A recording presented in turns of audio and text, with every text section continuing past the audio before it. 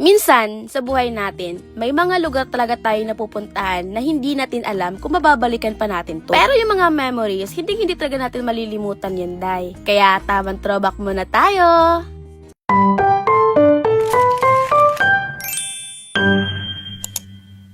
Hi, it's me, your Inday Makulay. Welcome back again to my another journey of my life. So, today's vlog mga ka-Inday, dapat nung nakaraang taon ko pa talaga ito i-upload dahil last year pa nga talaga to. Kaso ang nangyari, hindi ko talaga siya nagawang i-edit day at ngayon ko lang siya muling nakita. Kaya naman naisipan kong i-voice over man lang to. Sabi ko pa naman talaga sa sarili ko day na ayoko na talagang balikan yung mga past ko. Pero tong past na to ay hindi ko talaga to malilimutan dahil ito ang isa sa mga best memories ko talaga sa CDO day. Hindi ko na nga matandaan to kung pang ilang araw na nga namin to sa CDO. Basta ang alam ko ito yung free time namin, day. By the way, ito nga pala yung time na meron kaming mall tour dito sa Quicktar, dito sa Cagayan de Oro. Pero at this moment, day, sumama ako sa ibang team namin dito dahil magtutour daw kami dito sa Amayos View. Pagdating nga namin dito, day, na-amazed ko sa view, day. Lantawa, bago ng view na, day. Basta kami ingong bitag pa nito yung view, day, no na Mindanao, gina kong piliun, day. So, kung mapapansin nyo dito, day, hindi ko taga kasama sila ate tsaka si kuya. Kasi alam nyo ba, sa tuwing kami ay may mall tour na magaganap sa ibang lugar. Kapag meron kaming free time na katulad nito, mas pinili ko talaga sumama sa ibang team. Alam nyo kung bakit? Mas pinili ko sumama sa team ng mga Mindanao dahil kapag ang mga bisdak na dako lagid ang mag-uban dahil lahi ragid ang energy dahil. Nakarelate mo basta puro Bisaya gid ang mag-uban dahil lahi ragid ang energy og happiness dahil kay magkasarap tanay magudmuntanan. But anyways, ang una nga pala namin pinuntahan dito ay yung parang mini zoo ng Amayas View dahil. Nakalagay nga dito na do not feed or touch the animals. O di na ko tatong bugo dahil no, para di ko kasabot ana dahil ayaw guniti dahil o kahit pakanunin mo day kay og imong kamot imong ituslok dito na wa na jud kay kamot mo gawas dito day. Pagdating ko na dito sa ibang side, day, ay, Diyos ko, ang mga best friend ko, ang lalaki na. Sus, day, pagkakita, gina ko, day, kaya nanindo, gina ko balahibo, day, kay dagko na makanimuro na, manigmula mo, na manigsakatawo, day. Sabi nga natin sa akin dito, day, meron pa nga daw sa kabilang side. Kaso nga lang, day, nasa kabilang side, yun na daw yung matatapang na mga ahas, day. Pero, ito talaga yung kumukuha ng attention ko, day. Napansin yun yung hawak-hawak nila, kwatsera. Dahil nga, inggiterium ako, dat walang gamot, kaya naman sinubukan ko din. Kaya bago sa yaon, day, wa na gyud sa lugar, day. Dahil nga, inggiterium ako, day, sinubukan ko din, day. Pero parang not uncomfortable jud ko dire kay murag sakit-sakit jud yang kamot da niya murag magmulupad day mo auto na hadlok kay ko akong gihatag dip siway day oy giatay.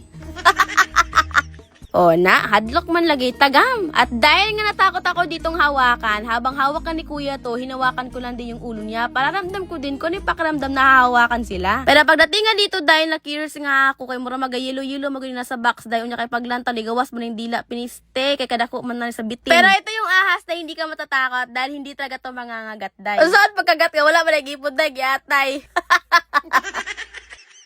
So, para mas makita ng lahat, dahil nilapagan nila kuya dito, dahil, Diyos ko, dahil natakot ako, dahil sa sobrang lakat ang haba niya. So, hindi na nga ako takot sa mga ahas ito, dahil meron na akong experience dito sa may Gabaldon. Naalala niyo na alam ko may vlog pa ako noon, nilagay talaga mismo sa may liig ko, dahil.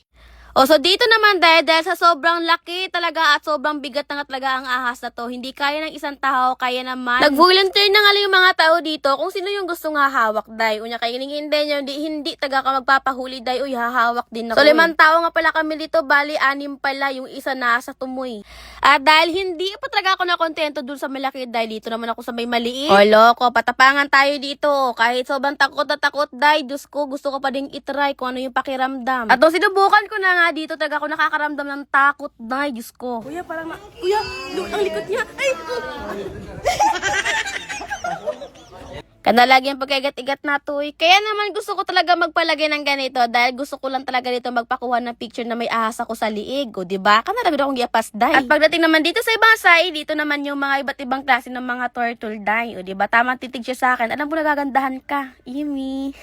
Ano sabi mo? Lapit turtle ka. Kumagat yan sa yok. Ang daliri mo. Kuya, huwag ka na mag-Tagalog, Bisaya ako. Okay, Bisaya rin ka. Kumabaakan ka na. Isa ka pa ka rin. Buti na matutulang yung sa tulo.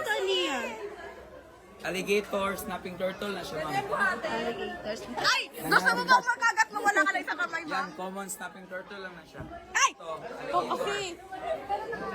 Ayun o, do not isang see or kagat. touch the animal. Pwede na mabuto lang siya. Isang kagat. So, di ba karang ba gano'n nila, medyo kipaslakan, lagyan na kitabian, dyan kaya na pinahirapan ko pa taga si kuya, kahit alam ko naman taga paano magbisaya, di ba, gulat siya. So, pagkatapos namin doon, dahil fast forward na nga lang tayo, medyo pahapon-hapon na to, dahil dito naman kami sa may hanging bridge dito, dahil. So, dire na pamindapita, dahil pagdating nga namin dito, dahil hindi talaga ako natuloy, dahil nararamdaman ko na yung takot ko, dahil sa sobrang haba, dahil. So, mga gabi na nga to, dahil paggabi na pala to, dahil dito na kami dumiretso sa may parang, sa manim, mga unggoy na nga bitay, dire, dahil, uy, naman dire ang Clash of Clans, dahil. Napay aeroplano, dahil, nawa man, ikalanding, dahil, so, dahil, paakyat, tapos, dire, dahil, sobrang tirik, dahil, yung kasama ko, dahil, naiwan na. Sa mga bandang oras, so, dahil, pagod na nga talaga ako, pero worth it, ang saya pa din. At sa wakas, ito na nga yung pinakahuli namin pupuntahan, dahil, ang Peek-a-Boo. Pagdating nga namin dito sa may taas na, dahil, lahat kami nakakaramdam na talaga ng pagod. At kahit ako'y pagod na nga, at sobrang haggard na nga yung mukha ko dito, ayos lang, dahil minsan lang naman talaga to sa buhay natin, dahil. Kaya hanggang bata ka pa at kaya mo pa halaban. At dahil ito na yung pinakahuli namin pupuntahan, kaya naman tatapusin ko na ang vlog na to. See you next vlog ulit.